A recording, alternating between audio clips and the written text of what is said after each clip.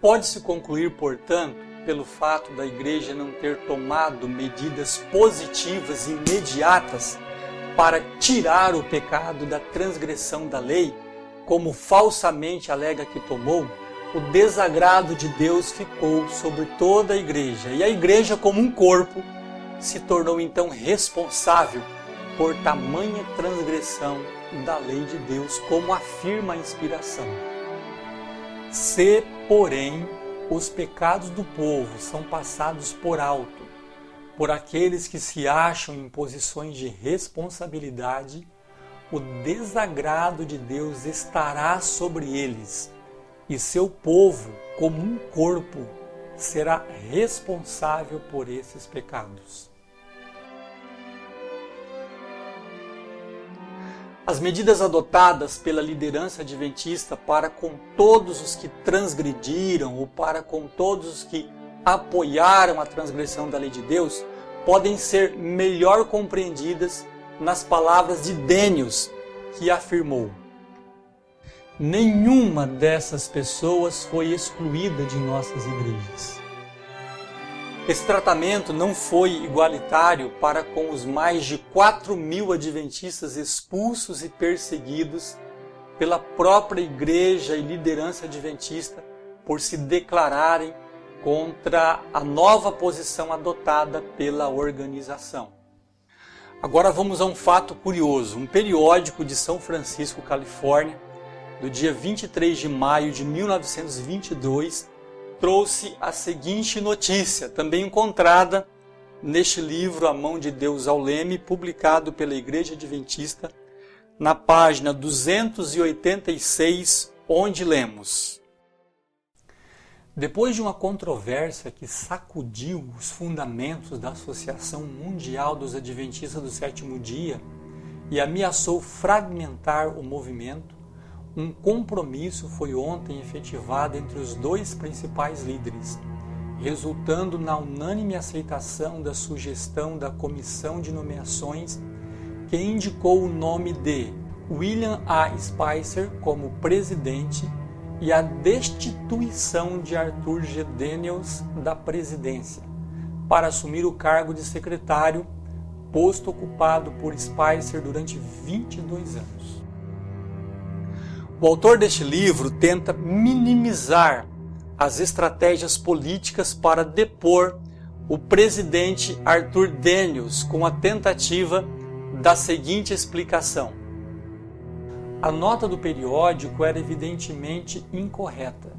Ignorando os mecanismos que orientam as eleições da Igreja, o jornalista se equivocou na interpretação do processo que resultou na eleição de Spicer.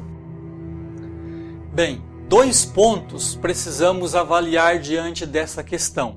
O primeiro, o livro Portadores de Luz, publicado também por um órgão oficial da Igreja Adventista, diz serem verdadeiras as palavras do periódico, ao mostrar uma manobra política nos bastidores para realmente deporem Arthur Daniels da presidência, ao afirmar o seguinte: antes da Assembleia da Associação Geral de 1922, um movimento para substituí-lo obteve suficiente apoio para fazer com que a comissão de nomeação recomendasse uma mudança.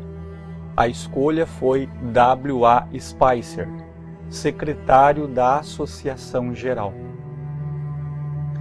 Logicamente, coube apenas à Assembleia acatar a recomendação da comissão de nomeação, que fora levada por uma estratégia política para depor Daniels. O segundo ponto é que, se a deposição de Arthur Daniels em 1922 era um processo natural que resultou na eleição de outra pessoa para o cargo, por que a substituição de L. R. Conrad da presidência da divisão europeia também em 1922 não foi também um processo natural que resultou em que outra pessoa assumisse suas funções, em vez de se pensar que isso foi resultado de seus erros durante a Primeira Guerra Mundial. Lembrando que ele podia ter sido substituído logo em 1918, logo depois do erro cometido na Europa, mas ficou ainda no cargo por mais 7 anos, a contar da declaração em apoio à guerra que deu de forma oficial em 1915. Cranmer, em seu livro, neste livro aqui, Os Adventistas da Reforma, ele tenta colocar panos quentes sobre esta questão ao sugestionar que por causa dos erros da divisão europeia, sob o comando de Conrad, tal divisão foi desfeita. Cranmer escreveu aqui na página 35 o seguinte: a primeira assembleia da Associação Geral dessa natureza, após início da Primeira Guerra Mundial, reuniu-se em São Francisco em 1918. A divisão europeia foi depois terminada naquele ano. A mensagem que esta afirmação tenta passar ao sugestionar que em 1918 a divisão europeia tinha sido terminada devido aos erros cometidos durante a guerra, não reflete a verdade dos fatos. O livro Portadores de Luz mostra que, em verdade, foi utilizado um novo formato organizacional para essas divisões, apenas para viabilizar o controle da Associação Geral sobre as mesmas. O novo sistema organizacional adotado não se restringia apenas à divisão europeia, mas a todas as divisões do mundo. Aqui na página 314 encontramos a seguinte afirmação: os delegados à Assembleia da Associação Geral de 1918 votaram descontinuar as divisões organizadas com a autoridade de associações, embora retendo o conceito de organizações divisionais. Esta diferença era sutil. O voto original de 1913 criou divisões com líderes para representá-las na Associação Geral. Da mesma forma que os presidentes das associações representavam os interesses locais ante suas uniões. Daí o termo divisão. O debate de 1918 rejeitou essa corrente de autoridade em favor de divisões presididas pelos vice-presidentes da Associação Geral. Assim, a divisão era uma divisão administrativa da Associação Geral, em vez de ser uma parte constituinte da Associação Geral. Ou seja, a divisão europeia continuou a existir e a única diferença do formato adotado até 1918 foi apenas uma diferença sutil, segundo o que lemos aqui. E Conrad, sim, Conrad, continuou a presidir sobre ela até 1922. Assim, a afirmação feita por Cranmer e por outros adventistas de que a divisão europeia fora dissolvida devido aos problemas da guerra não retrata a verdade dos fatos.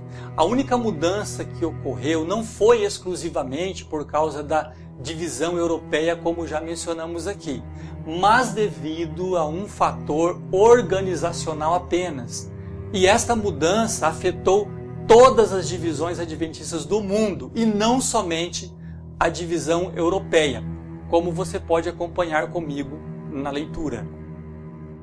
Os líderes denominacionais acreditavam que um presidente de divisão com mentalidade independente, elegido diretamente pelos delegados da divisão, poderia ser suficientemente forte para separar-se do corpo geral da Igreja. Os oficiais da Associação Geral queriam preservar a unidade mundial da Igreja e evitar a possibilidade de uma separação, o que poderia produzir igrejas adventistas do sétimo dia regionais. O novo plano adotado em 1918 restringia a independência ao manter a seleção da liderança de todas as divisões nas mãos de toda a Associação Geral. Não se pode notar desta forma nenhuma medida disciplinar para corrigir aqueles que deram liberdade para que milhares de membros da igreja transgredissem a santa lei de Deus. Ao invés disso, permaneceram nos cargos ou até mesmo foram promovidos, enquanto pessoas fiéis foram excluídas das igrejas, sendo perseguidas pelos seus próprios antigos irmãos. A afirmação de que os líderes europeus foram destituídos dos cargos pela liderança superior adventista devido à posição desses líderes tomada na Europa com respeito à guerra se tem demonstrado uma grande falácia. O fato de que em 1923 os líderes europeus terem dito que lamentavam a verdade de que expediram documentos de apoio à guerra não inocenta a igreja do triste e terrível ato praticado durante a Primeira Guerra Mundial. Daniels mesmo, neste livro, afirmou o seguinte: supondo que os 3 documentos editados pelos 3 irmãos tivessem sido errôneos, e daí? Se tivesse realmente ocorrido um arrependimento do que haviam feito, do que a Igreja Adventista como organização mundial fez, não deveríamos ver o mesmo erro repetido diversas vezes na história da Igreja e até a atualidade. No livro O Desejado de Todas as Nações, na página 555, nós encontramos o seguinte: não é genuíno nenhum arrependimento que não opere a reforma. Agora, perceba o mesmo erro cometido na Primeira Guerra Mundial ser mantido pela organização adventista durante os subsequentes anos. Não muito tempo atrás, discutimos a posição dos adventistas em tempo de crise nacional. Nesse editorial nós dissemos: embora nosso ideal adventista para nossa juventude na guerra seja de não combatentes, não assumimos uma posição dogmática nisto. Por conseguinte, não desassociamos o jovem que entra nas Forças Armadas como combatente. Longe disso, nós o seguimos para os serviços armados com nossas orações. Alguns assuntos devem ser deixados para a consciência individual. Como já mencionamos aqui, aplique este mesmo princípio mencionado neste texto para os demais mandamentos e deixe na consciência de cada pessoa se a mesma vai ou não quebrar a lei de Deus com a oração da igreja, como apoio ao que se está sendo feito. Essa mesma posição é ainda assumida pela igreja através do atual presidente mundial da Associação Geral, Ted Wilson, que declarou: assim, enquanto a posição oficial da igreja seja não combatente, por questão de consciência, objeção ao porte de armas, a decisão de prestar ou não o serviço militar e portar armas é deixado a critério da consciência de cada indivíduo. É falado e divulgado que a Igreja Adventista se arrependeu do erro cometido de 1914 a 1918, mas atualmente apenas na América do Norte, conforme nós encontramos aqui nesta meditação matinal de 2015.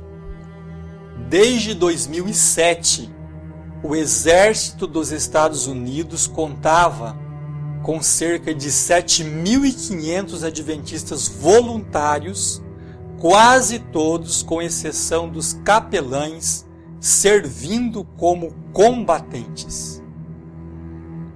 E a igreja fica por aí propagando que é não combatente, quando a verdade e os fatos mostram outra coisa.